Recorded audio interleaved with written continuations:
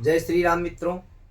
आज हम आपको बताने जा रहे हैं विवाह को गुण मिलान कैसे करना है। दोनों के मिलाकर के गुण कितने आ रहे हैं, कैसे आ रहे हैं, किस तरीके से मिलान करना है। मान लीजिए वर का नाम है अनुभव और कन्या का नाम है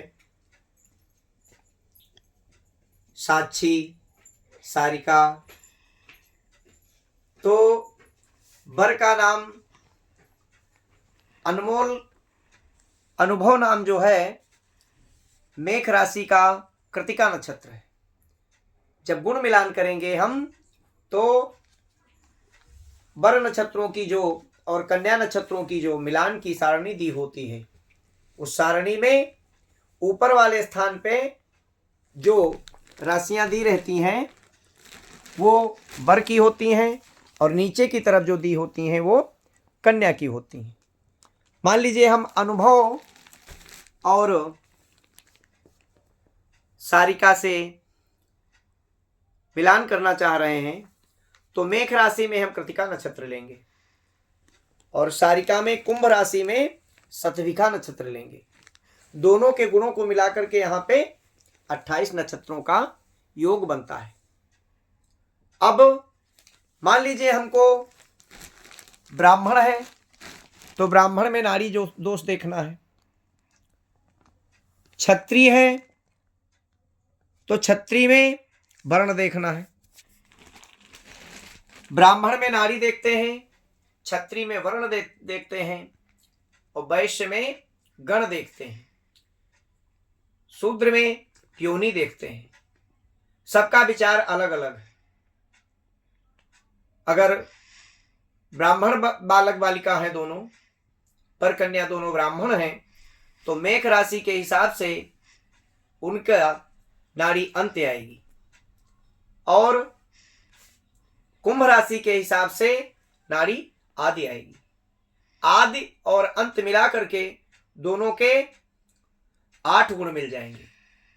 तो नाड़ी के जो गुण होते हैं वो हमारे 8 में 8 पूरे कंप्लीट हो रहे हैं। दूसरी चीज ग्रह मैत्री का मिलान। ग्रह मैत्री अगर हम देखते हैं तो मेष राशि का स्वामी जो होता है वह मंगल होता है और कुंभ राशि का जो स्वामी होता है वह शनि होता है। तो मेष राशि का स्वामी मंगल और कुंभ राशि का स्वामी शनि। तो इस हिसाब से जब मेलापक करेंगे ग्रह मैत्री में तो यहाँ पे आधा गुण आएगा। ग्रह मैत्री के 5 गुण होते हैं, 5 में मात्र हमें मिल रहे हैं आधा गुण। एक बात और, अगर ग्रह मैत्री मिलेगी तो भकूट नहीं मिलेगा, भकूट मिलेगा तो ग्रह मैत्री नहीं मिलेगी। और दोनों चीज अगर मिलेंगी तो गुण 30 के ऊपर जाएंगे, 25 से ऊपर जाएंगे। भकूट मिलान के लिए मेष राशि है और कुंभ राशि है। मेष और कुंभ से दोनों में 7 अंक प्राप्त हो रहे हैं। तो 8 हो गए हमारे नाड़ी दोष के, नाड़ी के, और 7 हो गए हमारे भकूट के। 8 7 15 गुण हमारे ये कंप्लीट हो गए। वर्ण देखना है तो वर्ण के हिसाब से क्षत्रिय वर्ण है बालक, लड़का है क्षत्रिय वर्ण और कन्या है शूद्र वर्ण। तो क्षत्रिय और शूद्र में एक गण का जो अंक आएगा वो 1 मिलेगा। वश्य गुण, वश्य गुण में बालक है चतुष्पद और कन्या है नर। तो चतुष्पद और नर में जब हम मिलाएंगे तो 1 गण आएगा। इस हिसाब से 8 7 15 और 2 17 गुण हमारे यहां पे ये क्लियर हो गए। अब आइए बात गण की। तो मेष राशि के हिसाब से राक्षस गण है बालक और कन्या जो है राक्षस गण है। दोनों का गण सेम टू सेम है। दोनों का जब राक्षस राक्षस गण होने पर दोनों का गण का भी जो आएगा वो हमारा 6 अंक प्राप्त हो जाएगा। राक्षस बालक भी है और राक्षस बालिका भी है। इस हिसाब से हमारे 17 और 6 23 गुण इस प्रकार से हमारे कंप्लीट हो गए हैं। और योनि गुण भी है। योनि गुण में योनि जो है वो बालक की मेघ और कन्या की जो योनि है वो अश्व है। तो मेघ और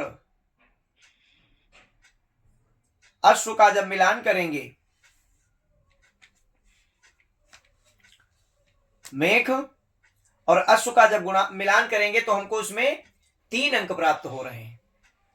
इस प्रकार से बालक की, और मान लीजिए दोनों का जन्म नक्षत्र एक है, आ नाम से बालक भी है और आ नाम से कन्या भी है, तो दोनों के गण सेम टू सेम होंगे। राक्षस राक्षस होगा, अगर ब्राह्मण है तो दोनों की नाड़ी एक होगी। एक नक्षत्र में अगर बालक का जन्म होता है तो कोई भी गण दोष, योनि दोष या नाड़ी दोष, कोई भी दोष, वर्ण दोष कुछ भी नहीं लगता है। दोनों का जन्म नक्षत्र अगर एक है, अगर कृतिका नक्षत्र के दोनों हैं, रोहिणी के दोनों हैं या मृगशिरा नक्षत्र के दोनों बालक बालिका हैं, तो 28 गुण से मेलापक शुभ रहेगा, सुंदर रहेगा। जय श्री राम। हर हर महादेव।